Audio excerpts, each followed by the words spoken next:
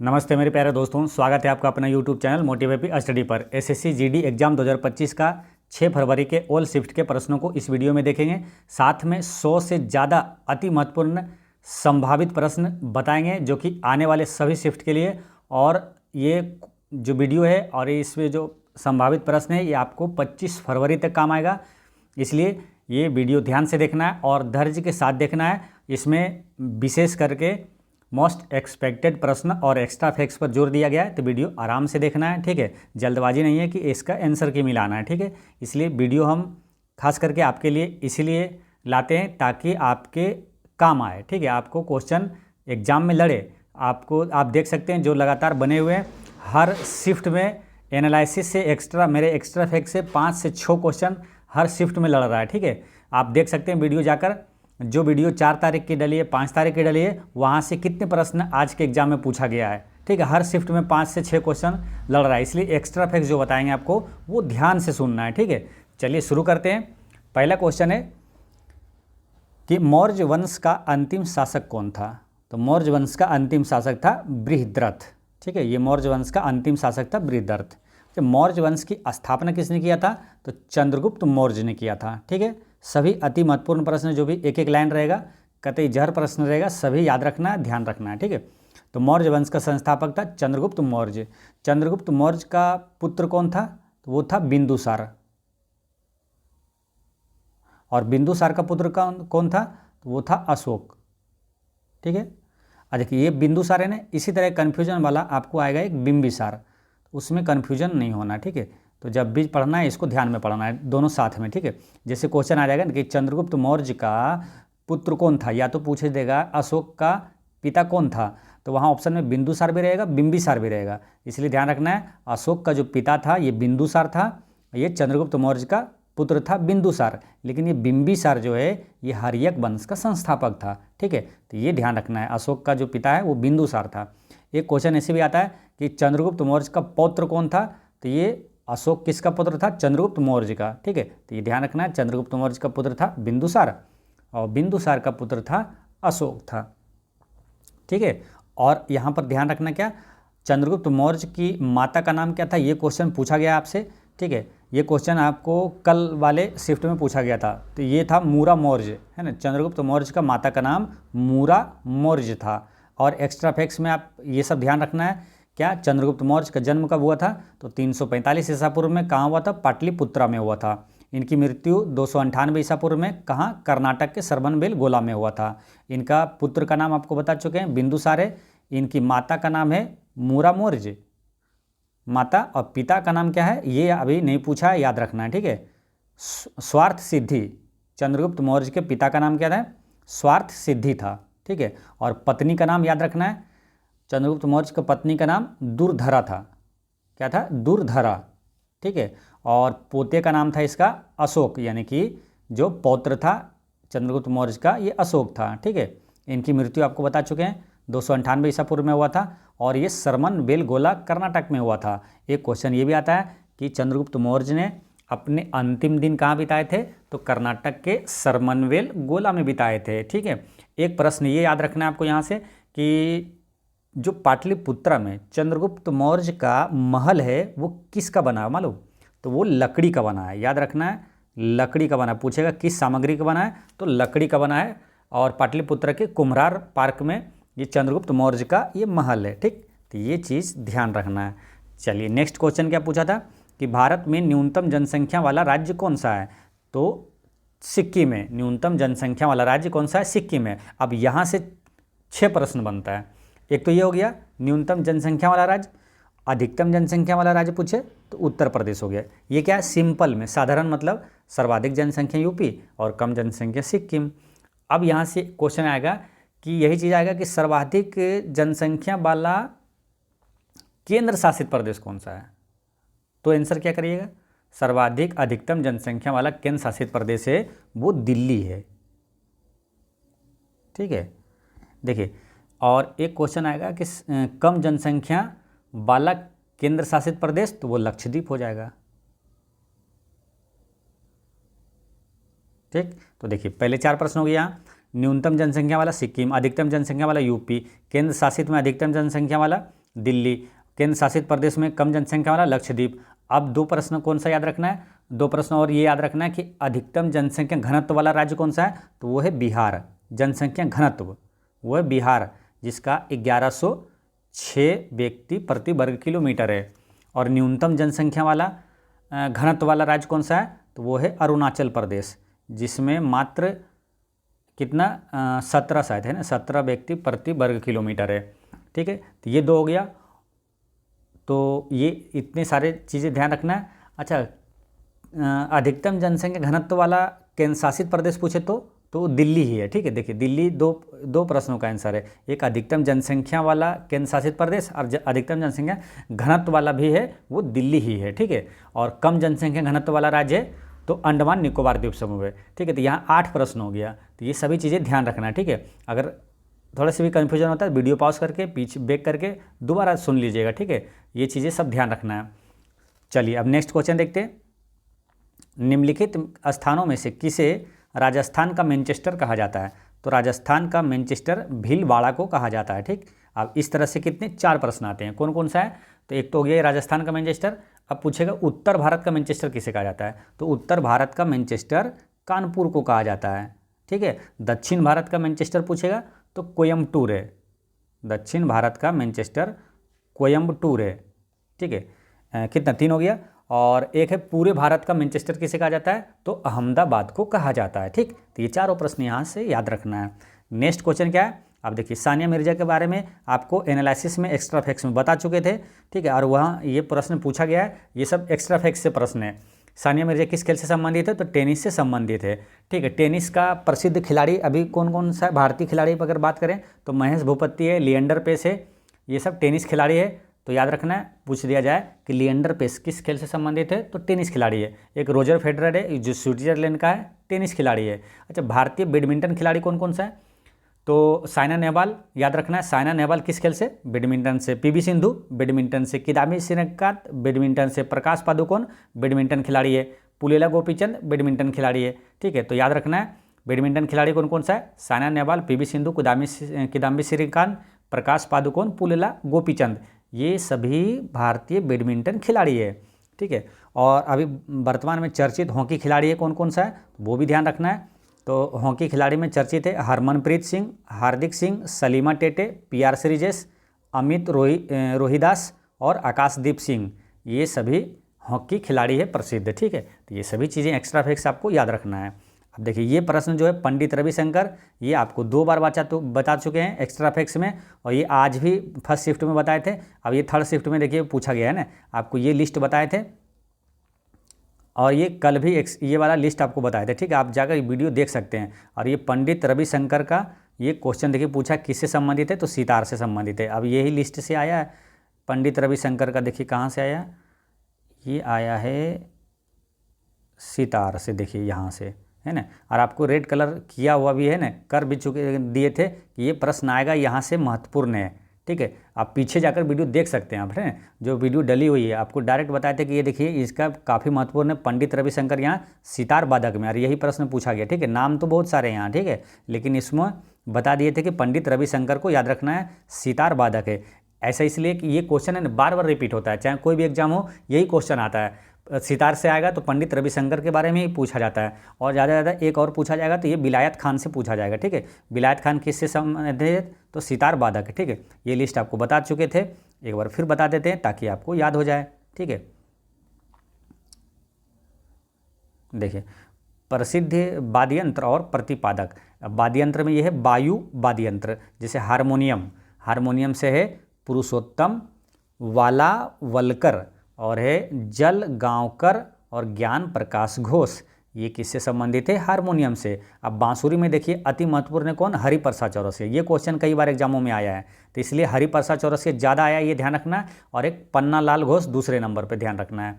ठीक है, तो हरिप्रसाद चौरसिया पूछेगा कौन से वाद्ययंत्र से संबंधित है, तो बांसुरी वादक है ये। अब पन्नालाल घोष भी बांसुरी वादक है। और उस्ताद बिस्मिल्लाह खां, कौन नहीं जानता इसके बारे में, दुनिया के सबसे प्रसिद्ध है ना शहनाई वादक है ये उस्ताद बिस्मिल्लाह खां, और ये बिहार के डुमराव में इनका जन्म हुआ था। ये शहनाई वादक है, ये उस्ताद बिस्मिल्लाह खान, ठीक है। और इसको याद रखना है, कई बार एग्जामों में आया है उस्ताद बिस्मिल्लाह खां, लेकिन अभी आपके एसएससी जीडी में इस बार अभी नहीं पूछा गया है, ये सब बाकी क्वेश्चन है, ठीक है। अभी एग्जाम लंबी चलेगी इसलिए ध्यान रखना है। तो बिस्मिल्लाह खान ये शहनाई वादक है। नेक्स्ट आपको याद रखना क्या, राजा रतनम पिल्लई और शेख चिन्न मोल्ला और नीरा स्वामी पिल्लई ये सब नाद स्वरम वादक है। और अब आते हैं ताल वाद्य यंत्र में। ताल वाद्य यंत्र में कौन कौन है, तो देखिए टी.एच. विनयक्रम और ई.एम. सुब्रमण्यम ये घटम वादक है। और पुदुकोट्टई दक्षिण मूर्ति पिल्लई ये कंजरा वादक है। और यहाँ से देखिए तबला वादक में दो व्यक्ति का नाम याद रखना है, काफ़ी महत्वपूर्ण है, जाकिर हुसैन और अल्लाह रखा, है ना। जाकिर हुसैन और अल्लाह रखा ये तबला वादक है। और कौन कौन सा इसमें, तो पंडित किशन महाराज है, संदीप दास है, उस्ताद सफ़ात अहमद है खान और पंडित ज्ञान प्रकाश घोष ये तबला वादक है।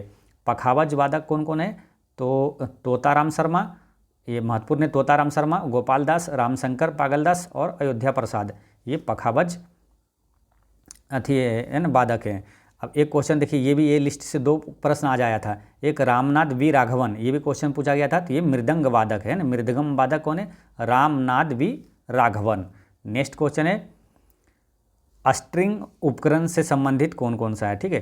तो गिटार वादक है ब्रजभूषण कावरा, ब्रजभूषण कावरा ये गिटार वादक है। सारंगी की तरह एक बाजा है, उसके वादक कौन कौन सा है, बाल मुरली कृष्णा, नागेन खगेन डे यू श्रीनिवास। रुद्र बीना वादक है असद अली खान, असद अली खान रुद्र बीना वादक है। और वी वलसारा ये पियानो वादक है। और कौन कौन सा है, असद अली खान ये बीन भी बजाता है, और अब्दुल अजीज खान और अहमद राजा खान ये विचित्र बीना। और पंडित विश्व मोहन भट्ट, पंडित विश्व मोहन भट्ट ये मोहन बीना वादक है। और देखिए ये वाला फिर यहाँ महत्वपूर्ण है, संतूर वादक पंडित शिव कुमार शर्मा, ये भी कई बार एग्जामों में पूछा है, अलग अलग एग्जामों चाहे रेलवे हो एसएससी हो, है ना। तो ये महत्वपूर्ण है, पंडित शिव कुमार शर्मा ये संतूर वादक है, ठीक। पंडित शिव कुमार शर्मा संतूर वादक है। सारंगी वादक में कौन कौन सा है, अब्दुल लतीफ़ खान, उस्ताद बिंदा खान, रमेश मिश्रा, सुल्तान खान और पंडित राम नारायण और शकूर खान ये सारंगी वादक है। सितार वादक जो कि आपसे एग्जाम में पूछा गया है आज, पंडित रविशंकर ये सितार वादक है, ठीक, पंडित रविशंकर। और उस्ताद बिलायत खान है, सुजात हुसैन खान है सितार वादक है, शाहिद परवेज खान है, अनुष्का शंकर है, निखिल बनर्जी, हाँ निखिल बनर्जी ध्यान रखना है।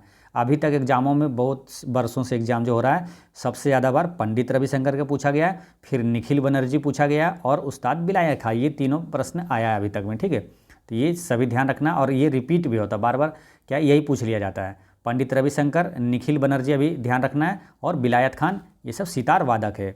सरोद वादक में अमजद अली खान पूछा जाता है, अमजद अली खान ये सरोद वादक है, अमजद अली खान, ठीक है, सरोद वादक है। और कौन कौन सा इसमें, अलाउद्दीन खान है, बहादुर खान है, जरीन एस शर्मा है, शरण रानी, उस्ताद अली अकबर खान ये सब सरोद वादक है। लेकिन मेन ध्यान रखना है अमजद अली खान सरोद वादक है।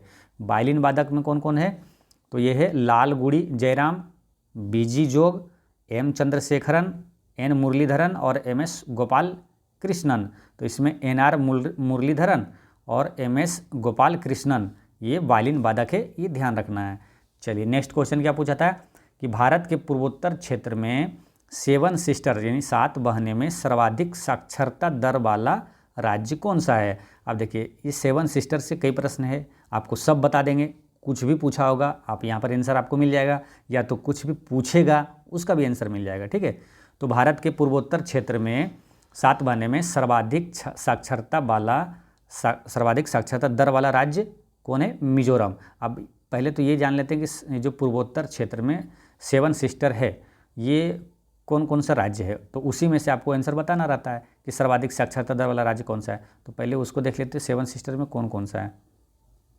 ये है देखिए 7 सिस्टर में अरुणाचल प्रदेश, असम 2 हो गया, अरुणाचल प्रदेश असम, फिर मणिपुर, मेघालय, मिजोरम 5 हो गया, फिर नागालैंड और त्रिपुरा, ठीक। अरुणाचल प्रदेश, असम।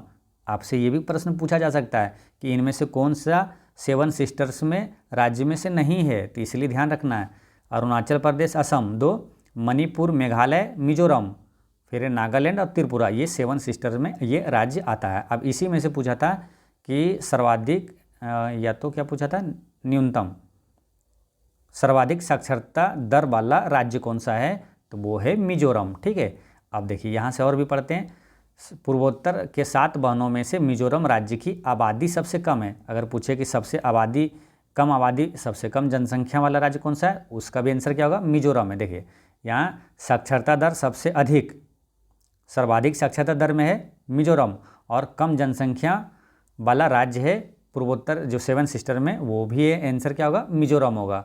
अच्छा, भारत के पूर्वोत्तर क्षेत्र में 7 बहनों में से असम की आबादी सबसे ज़्यादा है ना, असम सबसे ज़्यादा है, सबसे कम है मिजोरम, असम सबसे ज़्यादा है, और 7 बहनों के राज्यों में से सबसे ज़्यादा जनसंख्या घनत्व भी असम का है। तो असम का क्या है, सबसे अधिक जनसंख्या और सबसे अधिक जनसंख्या घनत्व, ये दोनों में आंसर क्या होगा, असम होगा। ठीक है, तो ये ध्यान रखना है। 7 बहनों यानी 7 सिस्टर राज्यों में क्या है, 7 बहनों के राज्यों में अरुणाचल प्रदेश का क्षेत्रफल सबसे ज़्यादा है। सबसे ज़्यादा किसका है, अरुणाचल प्रदेश का क्षेत्रफल सबसे ज़्यादा है। त्रिपुरा का क्षेत्रफल सबसे कम है। तो क्वेश्चन आ सकता है कि 7 सिस्टर्स में सबसे अधिक क्षेत्रफल वाला राज्य अरुणाचल प्रदेश और सबसे कम क्षेत्रफल वाला राज्य त्रिपुरा। मिजोरम की साक्षरता दर सबसे ज़्यादा है, बता चुके हैं ये। अरुणाचल प्रदेश की साक्षरता सबसे कम है ना, सबसे कम साक्षरता पूछे तो अरुणाचल प्रदेश, और अरुणाचल प्रदेश में क्या था, सबसे कम साक्षरता दर है, लेकिन ये सबसे अधिक क्षेत्रफल वाला राज्य है। ठीक है, त्रिपुरा की राजधानी कहाँ, अगरतला है। त्रिपुरा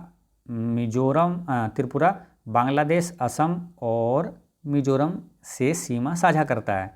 और एक क्वेश्चन ये भी आता है कि कौन सा राज्य बांग्लादेश से 3 ओर से घिरा है, त्रिपुरा 3 ओर से घिरा हुआ है। ठीक है, चलिए नेक्स्ट क्वेश्चन देखते हैं कि सिम्बायोसिस या सहजीवन की प्रक्रिया किससे संबंधित है, तो ये जैव विज्ञान और पारिस्थितिकी से संबंधित है।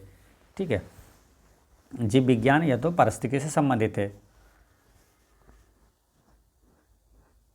चलिए अब नेक्स्ट क्वेश्चन देखते हैं कि भारतीय संविधान के कौन से अनुच्छेद मौलिक अधिकारों को संबोधित करता है। काफ़ी इजी क्वेश्चन है ना, आपके संविधान से अनुच्छेद मौलिक अधिकार हो, चाहे आपका राज्य के नीति निर्देशक सिद्धांत हो, अनुसूची हो, ये सब स्रोत हो, ये काफ़ी इजी क्वेश्चन पूछा जा रहा है। ठीक है, लेकिन थोड़ा सा अगर आप रिवीजन नहीं है तो मिस्टेक हो जाएगा, गलती हो जाएगा। ठीक है, इसके लिए आपके लिए क्या किया मालूम, जो संविधान है उससे रिलेटेड और भाग, अनुच्छेद, अनुसूची, इसका वीडियो आप पूरे 50 मिनट का पूरे शानदार वीडियो, एक भी प्रश्न वहाँ से छूटेगा नहीं, 2-3 प्रश्न हर शिफ्ट में लड़ जाएगा। ठीक है, सारे अनुच्छेद महत्वपूर्ण उसके तैयार कर चुके हैं, 50 मिनट की वीडियो है, वो आपको 7 तारीख की सुबह 6 से 6:30 बजे तक अपलोड कर देंगे, उसको ज़रूर देखिएगा, वो पूरे 25 तारीख तक आपका काम आएगा। ठीक है, और यूँ समझिए कि आपके मेरिट लिस्ट तक वो काम आएगा, इतनी शानदार वीडियो है, वो चाहे कोई भी एग्ज़ाम दीजिए वो वीडियो से क्वेश्चन आएगा ही आएगा।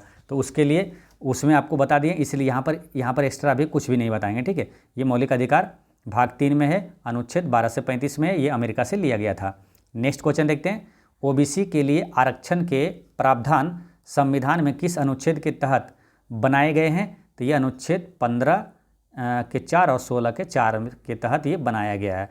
अनुच्छेद 15 में क्या मालूम, एक है अनुच्छेद 15 में धर्म, जाति, लिंग और जन्म स्थान के आधार पर भेदभाव नहीं करना है, ये है अनुच्छेद 15 में। 16 में क्या है, एक 16 में है अवसर की समानता है ना, लोक नियोजन में अवसर की समानता का अधिकार अनुच्छेद 16 में है। सारे अनुच्छेद आपको कल वाली वीडियो में देख लीजिएगा। ठीक, चलिए नेक्स्ट है कि किस भारतीय नृत्यांगना को पद्मश्री, पद्म भूषण और पद्म विभूषण ये तीनों से सम्मानित किया गया, तो मुंगरा यामिनी कृष्ण मूर्ति को तीनों ये सम्मान से सम्मानित किया गया है। पद्मश्री भी मिला इनको, पद्म भूषण भी और पद्म विभूषण भी मिला।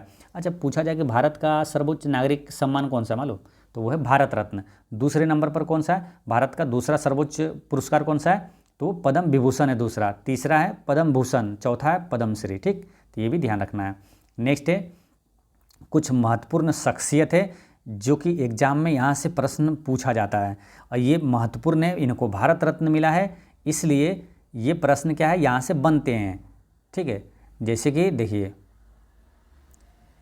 ये, अब देखिए यहाँ सितार वादक आपसे पूछा था कि ये क्यों महत्वपूर्ण है, ये क्योंकि ये इनको भारत रत्न दिया गया। ठीक है, इतने बड़े ये प्रसिद्ध वाद्य यंत्र है या तो कलाकार है कि इनको भारत रत्न मिला, इसलिए इनसे क्वेश्चन बार बार आते रहता है।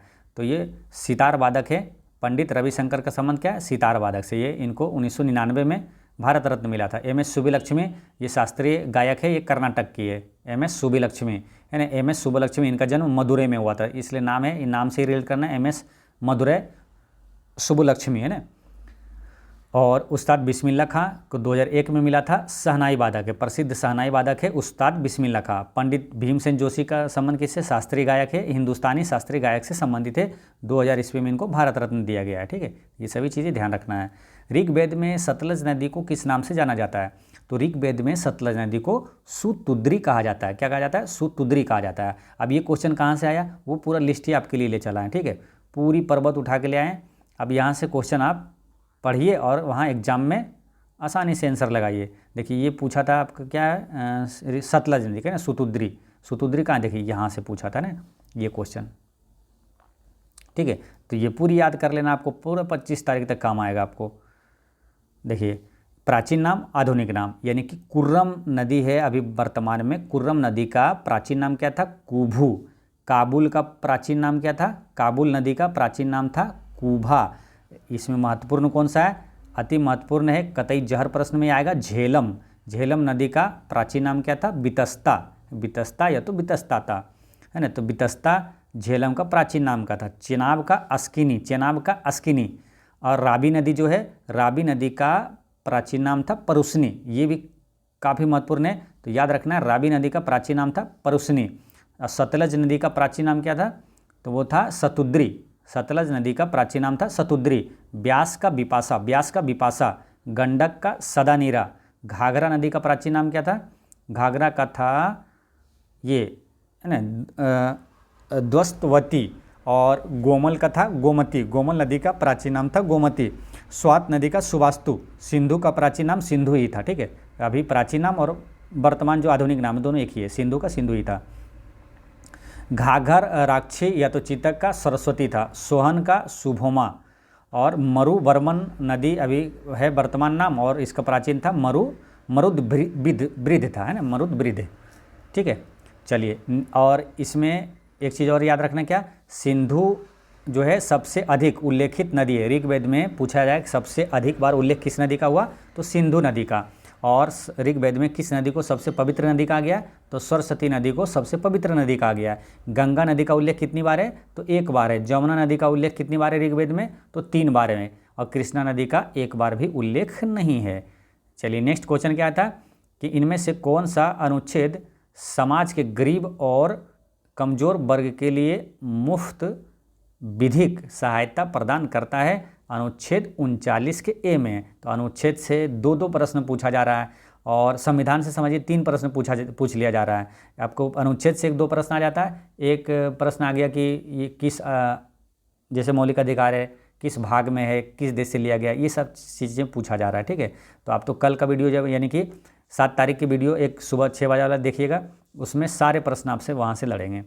सांझी पर्व मुख्य रूप से कहाँ मनाया जाता है? तो सांझी पर्व कहाँ मनाया जाता है? तो गुजरात में मनाया जाता है। आपको पूरा लिस्ट है ना, त्यौहार और किस राज्य से है वो पूरा लिस्ट आपको पहले भी बता चुके हैं। ठीक है, देखिए सांझी पर्व जो है ये कहाँ मनाया जाता है? तो गुजरात में मनाया जाता है सांझी पर्व। ठीक है, मोढेरा नृत्य महोत्सव पूछ लिया जाए तो गुजरात में हो जाएगा। ठीक है, और सप्तक संगीत महोत्सव भी वो गुजरात में हो जाएगा। पतंग महोत्सव मुख्य रूप से गुजरात में मनाया जाता है। तो सांझी पर्व, मोढेरा नृत्य महोत्सव ये कहाँ? गुजरात में मनाया जाता है। ये सभी आपको बता चुके हैं। ठीक है, सूरज कुंड शिल्प मेला, कतई जहर प्रश्न, ये सब ये हरियाणा में मनाया गया। ठीक है, ये आपको बता चुके हैं। ठीक है, सेकंड शिफ्ट का एनालिसिस जो लोग नहीं देखे देखिएगा, पूरा डिटेल में बता दिए। और या तो आपको मतलब फर्स्ट शिफ्ट हो या सेकंड शिफ्ट हो, इसमें बताए हुए हैं। ठीक है, तो जो लोग भी एक भी वीडियो मिस किए हैं वो मिस नहीं करना है, क्योंकि अब देखिए हर बार अभी बताएंगे ना, पूरा बताएंगे, बार बार बताएंगे तो ज़्यादा टाइम लगेगा। ठीक है, और क्या है कि ज़्यादा वीडियो भी अभी ज़्यादा अपलोड करना पड़ता है ना आपको। ये 3 तो आपका हो जाता है एनालिसिस का ही, और शानदार एनालिसिस रहता है। इसमें से काफ़ी रिसर्च के बाद आपको एक्स्ट्रा फैक्ट्स और मोस्ट एक्सपेक्टेड प्रश्न आपको इसमें ऐड करते हैं, तो काफ़ी टाइम और काफ़ी मेहनत लगता है। ठीक है, तो इसलिए ये क्या है, 1 बार 2 बार बता दिए हैं, तो इसलिए वीडियो वहाँ जाकर ज़रूर देख लीजिएगा। देखिए जिनका एग्ज़ाम है वो हमारे चैनल में जो है एनालिसिस करवा रहे हैं, एक भी वीडियो मिस नहीं करिएगा। जो अभी नए भी जुड़े हैं तो ज़रूर है कि 4 तारीख 5 तारीख सारा वीडियो एक बार देख लीजिएगा, क्योंकि उसमें सिर्फ क्वेश्चन ही नहीं रहता, क्वेश्चन की तो मतलब समझिए वैल्यू उसमें कम है, हम उसमें ज़्यादा वैल्यू क्या है 99% 90% आपको ज़्यादा महत्व देते हैं हम लोग एक्स्ट्रा फैक्ट्स पे, मोस्ट एक्सपेक्टेड प्रश्न में। टेक्नीशियन का जो लोग एग्जाम दिए होंगे और जो हमारा एनालिसिस देखे होंगे वो उनको मालूम होगा कि कितने प्रश्न टेक्नीशियन वाला, रेलवे टेक्नीशियन वाला एग्जाम में लड़ा था। हर शिफ्ट में 3 से 4 क्वेश्चन एनालिसिस से क्वेश्चन आता था, और अभी भी एसएससी जीडी में भी आ रहा है। ठीक है, तो जो लोग नए जुड़े हैं वो एक एक वीडियो सब देख लीजिएगा। ठीक है, आप देखिए इसमें से सब पूछा गया। चपचार कूट महोत्सव मिजोरम का है, ये पूछा गया है, और ये हॉर्नबिल वाला पूछा जाएगा। ये सब चीज़ें ध्यान रखना है। ये पूछा गया है आपका चेराई मणिपुर। चलिए आगे बढ़ते हैं। ठीक है, ये सब में सब आपको बता चुके हैं, और इसका लिस्ट भी है ना टेलीग्राम पे शायद डाल चुके हैं। ठीक है, तो वहाँ से भी आप देख लीजिएगा। भारत के वर्तमान बाल विकास मंत्री कौन है? तो महिला बाल विकास मंत्री पूछा था, तो ये अन्नपूर्णा देवी है। भारत के वर्तमान महिला बाल विकास मंत्री कौन है? अन्नपूर्णा देवी है। अब देखिए कौन अभी मंत्री क्या है ना, कौन मंत्री कौन है अभी मंत्री वर्तमान में, ये क्वेश्चन पूछा जा रहा है, मालूम, लगातार पूछा जा रहा है क्वेश्चन। इसलिए आपको वो लिस्ट आपको थोड़ा सा दिखा देते हैं। देखिए कौन कौन क्या है अभी। ठीक है, एक बार देख लीजिए। अभी प्रधानमंत्री आपको मालूम है नरेंद्र मोदी है। रक्षा मंत्री भी कौन है? राजनाथ सिंह है। ठीक है, यहाँ से क्वेश्चन बन रहा है, इसलिए अभी करंट अफेयर में याद रखना है वर्तमान 2025 में कौन मंत्री है। तो रक्षा मंत्री पूछे तो राजनाथ सिंह, गृह मंत्री पूछे तो अमित शाह, या तो सहकारिता मंत्री भी पूछे तो अमित शाह, सड़क परिवहन एवं राजमंत्री कौन है? नितिन गडकरी है। वित्त मंत्री काफ़ी महत्वपूर्ण है, वित्त मंत्री जो कि अभी बजट पेश हुआ है इसलिए काफ़ी चर्चे में, तो ये निर्मला सीतारमण है। स्वास्थ्य मंत्री कौन है? जेपी नड्डा है। और विदेश मंत्री कौन है? एस जयशंकर। कृषि एवं किसान कल्याण मंत्री यानी कृषि मंत्री भारत का कौन है अभी? तो शिवराज सिंह चौहान है। आवासन मतलब आवास जो होता है और शहरी कार्य ऊर्जा मंत्री है मनोहर लाल। वाणिज्य एवं उद्योग मंत्री है पीयूष गोयल। शिक्षा मंत्री कतई जहर प्रश्न है, ये तो आपको पूछ लिया भी गया है, आपके है ना एसएससी जीडी में ही पूछा गया है। तो ये शिक्षा मंत्री कौन है? तो धर्मेंद्र प्रधान है। भारी उद्योग एवं इस्पात मंत्री एचडी कुमार स्वामी। और सूक्ष्म लघु और मध्यम उद्योग ये जीतन राम मांझी है। सूक्ष्म लघु और मध्यम उद्योग मंत्री जीतन राम मांझी है। पंचायती राज और मत्स्य पालन पशुपालन डेयरी ये राजीव रंजन यानी ललन सिंह है। पतन पोत परिवहन एवं जल मार्ग मंत्री सर्बानंद सोनोवाल है। सामाजिक न्याय एवं अधिकारिता मंत्री डॉक्टर वीरेंद्र कुमार है। और संचार पूर्वोत्तर क्षेत्र विकास का ज्योतिराज सिंधिया है। रेल मंत्री कौन है अभी? तो पहले भी थे और अभी भी हैं, ये अश्विनी वैष्णव। नागर विमानन किजरापू राम मोहन नायडू। उपभोक्ता मामले और खाद्य वितरण मंत्री है प्रहलाद जोशी है। उपभोक्ता मामले और खाद्य वितरण मंत्री प्रहलाद जोशी है। जनजातीय कार्य मंत्री जुएल ओराम है। कपड़ा मंत्री कौन है? गिरिराज सिंह है। कपड़ा मंत्री गिरिराज सिंह जो कि बिहार से हैं। और पर्यावरण वन एवं जलवायु मंत्री ये कौन है? भूपेंद्र यादव है। बहुत वर्षों से ये पर्यावरण एवं वन एवं जलवायु मंत्री भूपेंद्र यादव ये। संस्कृति एवं पर्यटन मंत्री गजेंद्र सिंह शेखावत है। महिला एवं बाल विकास मंत्री ये क्वेश्चन यहाँ से पूछा गया था। महिला एवं बाल विकास मंत्री श्रीमती अन्नपूर्णा देवी। संसदीय कार्य और अल्पसंख्यक कार्य मंत्री किरण रिजिजू। पेट्रोलियम एवं प्राकृतिक गैस मंत्री हरदीप सिंह पुरी है। और श्रम एवं रोजगार युवा कार्यक्रम एवं खेल मंत्री डॉक्टर मनसुख मांडविया यानी कि खेल मंत्री भी कौन है? तो भारत के खेल मंत्री मनसुख मांडविया है। कोयला मंत्री कौन है? जी किशन रेड्डी है। खाद्य प्रसंस्करण उद्योग मंत्री कौन है? तो चिराग पासवान है। जल शक्ति मंत्री कौन है? CR पाटिल है। ठीक है, तो ये सारी चीज़ें आपको ध्यान रखना है। नेक्स्ट क्वेश्चन क्या आया था? तो अनुच्छेद से देखिए कि 2-3 क्वेश्चन पूछ लिया गया है ना, तो ये ध्यान रखना है। अनुच्छेद 46 ये एक्स्ट्रा फैक्ट्स में आपको बताए हुए हैं। ठीक है, तो ये सब बताया हुआ क्वेश्चन है, ये पूछा गया है ना। अनुसूचित जातियों अनुसूचित जनजातियों और अन्य कमजोर वर्गों के शैक्षिक और आर्थिक हितों को बढ़ावा देना किस अनुच्छेद में? अनुच्छेद 46 में है। नीति निर्देशक सिद्धांत जो है ये क्वेश्चन आपको रिपीट हुआ है। ये आपका सेकेंड शिफ्ट में पूछा गया, थर्ड शिफ्ट में पूछा गया है। कुछ क्वेश्चन है ना एक दो क्वेश्चन के रिपीट भी हो जा रहा है। ठीक है, तो ये भी चीज़ ध्यान रखना है, क्वेश्चन डायरेक्ट रिपीट हो जा रहा है। नीति निर्देशक तत्व कौन से अनुच्छेद में? तो अनुच्छेद 36 से 51 में है। राज्य के नीति निर्देशक सिद्धांत भाग 1904 में है और 1936 से 51 में, और लिया गया कहाँ, आयरलैंड से। तो ये सारी चीज़ें तो आपको एक्स्ट्रा बहुत सारा बताएंगे कल वाली वीडियो में, देखिएगा, ठीक है। मतलब कि जो सुबह डलेगी वो वाली। 1993 में भारत ने जो फुटबॉल मैच जीता था वह कहाँ आयोजित हुआ था 1993 में? तो ये लाहौर पाकिस्तान में हुआ था, ठीक है। अब देखिए ये क्वेश्चन कहाँ से आया है, देखिए 1993 में भारत ने फुटबॉल मैच जीता है। देखिए ये क्वेश्चन है ना, ये वाला लिस्ट से आया, ठीक है। अब ये वाला लिस्ट देख लीजिए, ठीक है। अब इसको समझिए, देखिए अभी 2023 तक हुआ है, ठीक है। अब देखिए इसको,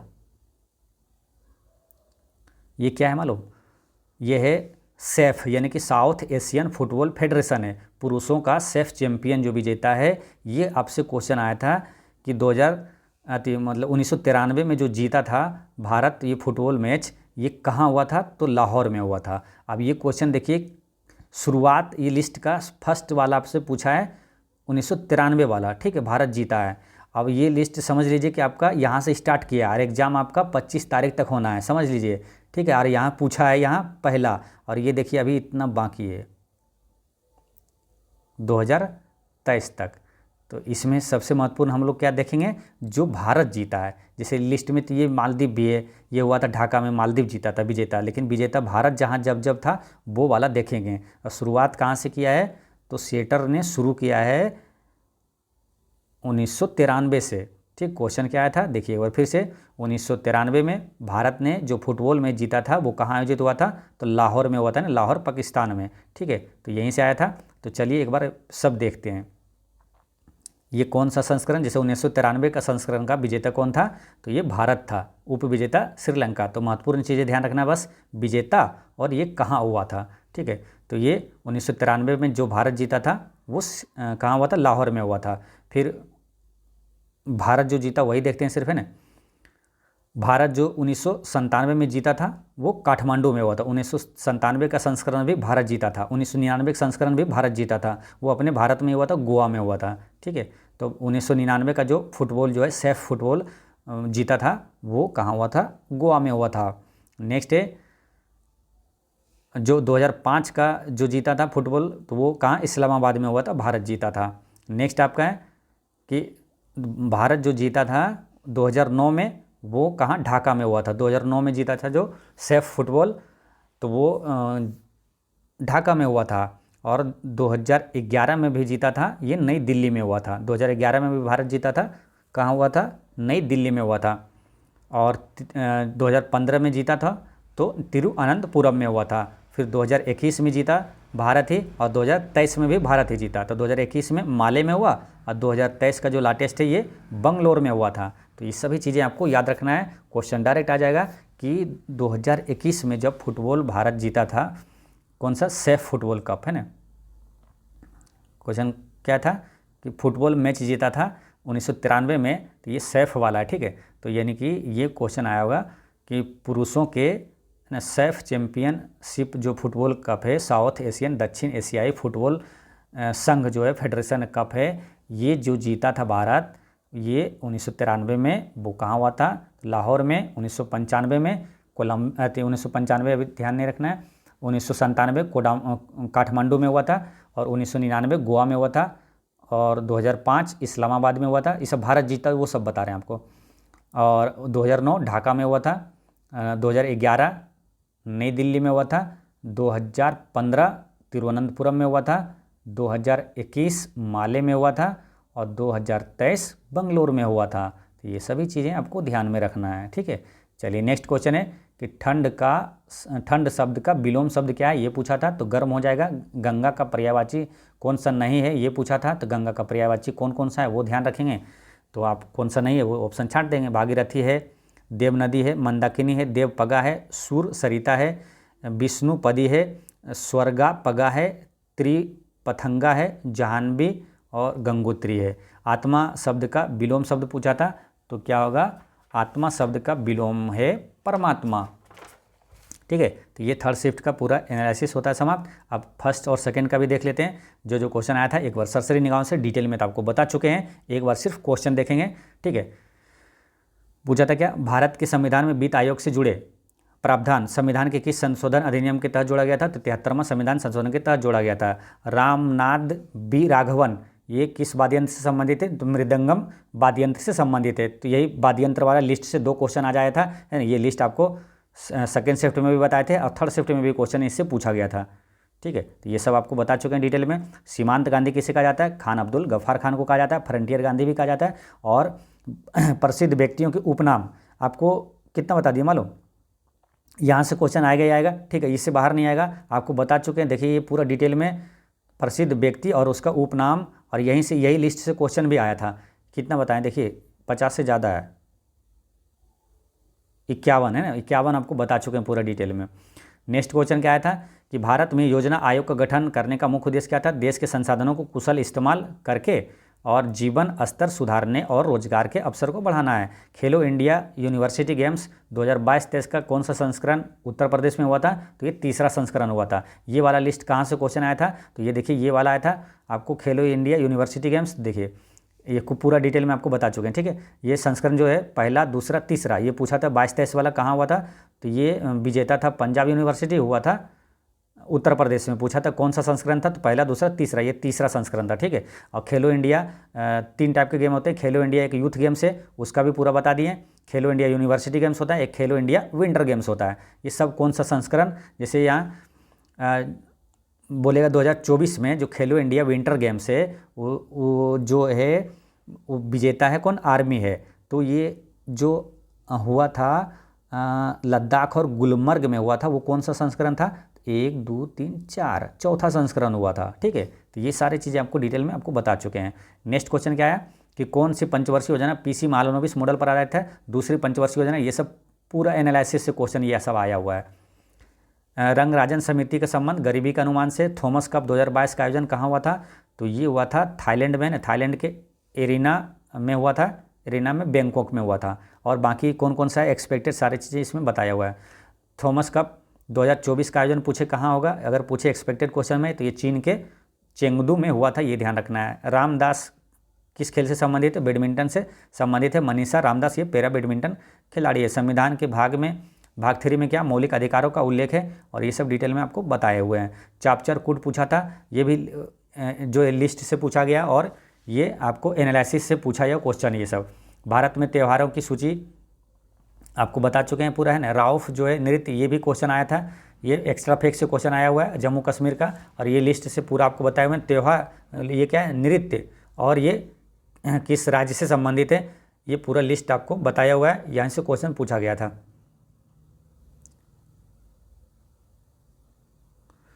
नेक्स्ट है तक क्या, चीन में कौन से धर्म के लोग सबसे ज़्यादा बसते हैं? तो बौद्ध धर्म का लोग सबसे ज़्यादा बसते हैं। नेक्स्ट क्या आया था कि सर्वश्रेष्ठ कृषि राज्य पुरस्कार प्राप्त हुआ है किस राज्य को? तो महाराष्ट्र को हुआ। एक्स्ट्रा फैक्ट्स में 2 अति महत्वपूर्ण प्रश्न यहाँ पर बताएं। गोल्डमैन पर्यावरण पुरस्कार 2024 किसे मिला? आलोक शुक्ला को। और चैंपियन ऑफ द अर्थ पुरस्कार 2024 माधव गाडगिल को मिला है। मौसम की सारी घटनाएं कहाँ होती है?